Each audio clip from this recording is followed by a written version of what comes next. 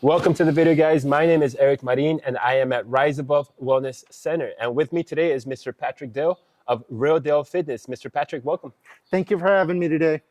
Mr. Patrick, can you give us a quick breakdown of what are some of your credentials that are pertaining to some of the topics that we'll be talking about today? I'm an ISSA personal trainer as well as a diet coach.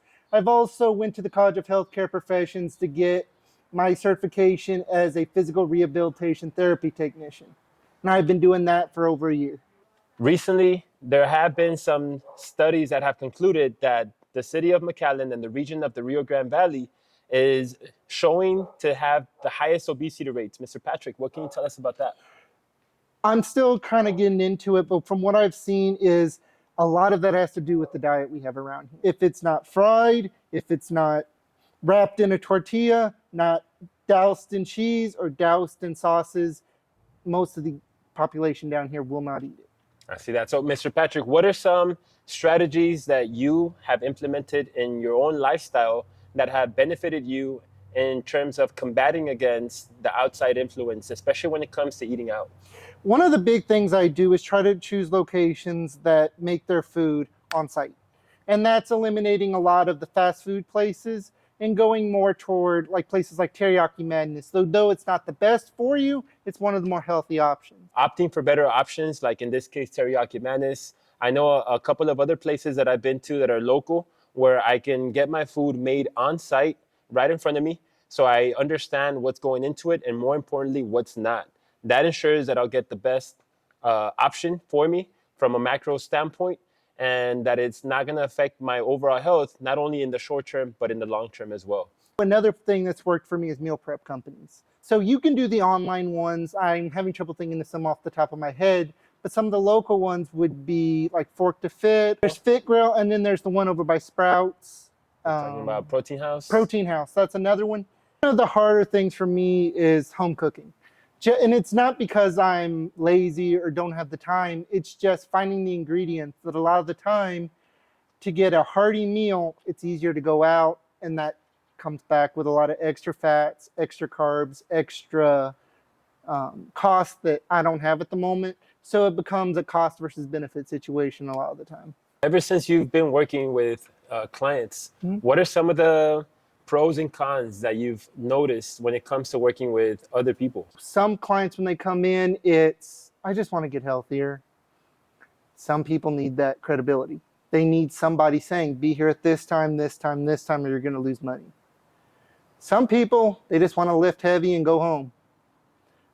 That's what ended up being my motivation in the early days was I want to get here, I want to lift heavy, I want to lift heavier than I did yesterday. We didn't think about what we were going to do in 10 years. It was what we're going to do this weekend or how we're going to get through this day. Getting to the gym is the main goal, I guess you could call that. And after that, it just gets easier and easier. As a trainer, as somebody who has to be the motivator and the one that has to keep others accountable, it's important that we ourselves make sure that we practice these habits for ourselves so that when it comes to our clients, it's so much easier for us to incorporate our own habits and lifestyle by telling them and more so by giving them the example. Patrick, coming from the ISSA background, also coming from a bachelor's in criminal justice as well as a master's in nutrition, what are some other methods or strategies that you can share with us that you've been able to incorporate? A lot of the principles are the same ones you're going to hear from a lot of people because when it comes down to what works, it's the basics.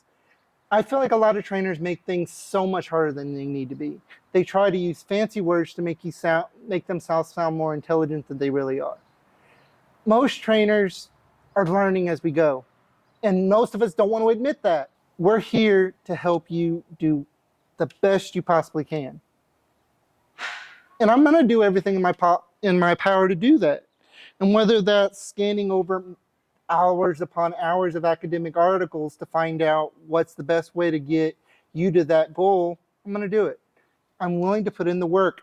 I'm not doing this because it makes me a lot of money, because I could make a lot more money doing something else, but I'd be miserable doing it. I love what I'm doing, and I love working with people. And this is coming from someone in high school who was called a loner. I hated being around people, but this job has brought me out of my shell, brought me more joy than I could possibly imagine, We're constantly learning, we're constantly coming to new challenges, and we're constantly going to try to overcome them. And that's the best possible scenario, because if you meet a trainer that knows everything, that just proves that they know nothing. Yeah. I like to stand on the floor and joke with you. I like to hear your stories. I like to get to know my clients because I see my clients an extension of myself. If my clients feel comfortable with me, telling me funny stories, tell me about their breakups, tell me about the new girlfriend they had, tell me about the drunken night they had, I may be like, you shouldn't be doing that, wiggle, Yeah. wiggle, whatever. But at the end of the day, I like that connection I have with clients because that makes I'm more likely to call me up at 2 a.m. saying, I'm really struggling right now. Please, can I have some help? If you don't have that relationship with your client, you're never going to reach that next level. Because when times get tough, they're more likely to walk. But if they have that camaraderie with you, they're more likely to come to you and explain what's going on. As a trainer, helping somebody who has never worked out before, what are some tips and strategies that you can offer to someone that has never worked out before, nor kept track of their nutrition? And one of the big things I do with my clients is when they first come in, just walk around the gym. Increase your activity. That is the biggest advice I can give you. By increasing your activity, I'm not saying go run miles or do any of that. Everyone's different. Everyone has a different scenario, but it's basically the idea that just put more activity into your daily life and then work your way up. And when it comes to nutrition, the first thing I do as a trainer is to find their total daily energy expenditure. This is basic, just what your body does to perform basic functions. And that's your heart beating, your mind thinking, your lungs breathing, your legs moving. Just your basic daily energy expenditure that you do just to perform basic functions in your daily life. Most clients, when they come in, they want the fast results, and it's not going to work. Crash dieting has been proved since the 60s that it doesn't work. We have done crazy things. It all comes down to one thing, and that's calories in, calories out. You got to understand what the trainer's style is so that it could accommodate to what your needs are. You know, maybe you need to get pushed a little more and get motivated and be held accountable. There's clients that I've worked with that actually don't need any of that. They only need to have a set time, a set date, and know what they're going to be working on that day, and that's good for them. As much as we want to, as trainers, be for everybody, the reality is that we're not. We're actually, you know, there's people that we don't have that chemistry with, or we don't have that bond. So this is where us as trainers kind of have to take a step back, you know, kind of dissipate the ego and admit to ourselves that we're not always going to be for everybody. But those who we are for, we owe it to them and to ourselves really to try our best for them, to learn their situation, to understand their everyday struggles, to make sure that we understand their situation at home, at work, and within themselves, so that we can put ourselves as trainers in the best position to give somebody the help that we promised them in the beginning. But what are some preventative ways that we can avoid or eliminate overtraining? And when it comes to recovery, it comes down to 5 elements, in my opinion. That's nutrition, sleep, genetics, performance, and then just overall well-being and experience. So if our nutrition is good, that can come down to supplementation, that can come down to what we're eating, if we're drinking enough water, so on and so forth. This is where TDEE could become a factor. That becomes where in a year from now, you're going to be able to consume a lot more calories because of muscle mass. But at the same time, if you're not putting in the proper amount of performance, but you're eating like your muscle mass is this high, but your muscle mass is here, you're going to put on fat. But if you're performing like this and not, but you're eating like, or you're performing like this, not eating, it's going to do the opposite. You're going to end up losing because muscle is much thinner and much less calorically dense. Now, to contrast that, if you're overworking, pushing yourself really hard in the gym, but you're under eating, you know, now your total daily calorie expenditure does not match.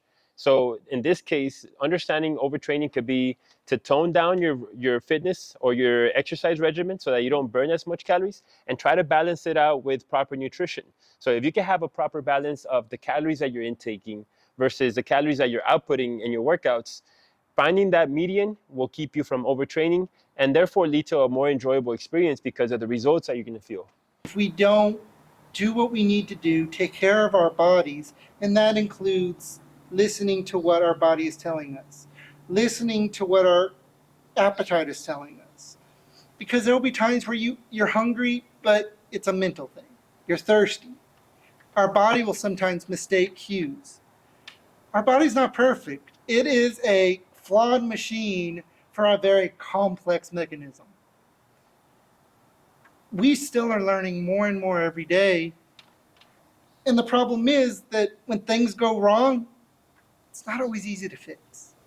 And that can include anything from injuries to diabetes to heart disease to cancers to any of that. And yes, it's influenced by our diet, but sometimes genetics have a big part in that. And that's where it becomes, I think, is the biggest challenge when it comes to, as a trainer and as a fitness in the industry altogether. It's understanding where our genetics come in, where our diet comes in, where our own choices are coming in. Because you can make all the right choices in the world, and our genetics just doesn't let it happen. So realistically, the reason why we go to the gym to begin with is because we want to see an outcome. I don't imagine there's anybody or most people that show up to the gym with the expectation of becoming worse. So if you really want to truly get better, you have to understand that the work does not stop when you walk out the gym. It actually has only begun. So if you can observe the other 23 hours of your day beyond the gym, you'll realize that your lifestyle choices and your habits are going to be directly related to how well you recover and perform in the gym. The more preservatives you eat, the more extra crap you eat, the harder it is our body to recover. Because our body is nothing but a machine, and our food, our water are just gasoline, our fuel that we need. So if we're using faulty fuel, our body's not going to perform at optimal range. But if we're putting too much fuel into the tank, it will overflow and it will cause damage. So it's a push and a pull situation. So what I recommend is just eating quality foods. Try to stay as close to the source as possible. And I know that's getting harder and harder. And I'm not expecting you to run out to your nearest butcher and buying fresh meats, and then running to your next farmer and buying eggs and everything. But just be conscious of what you're eating. That doesn't mean you can't eat things you enjoy. Have that slice of pizza.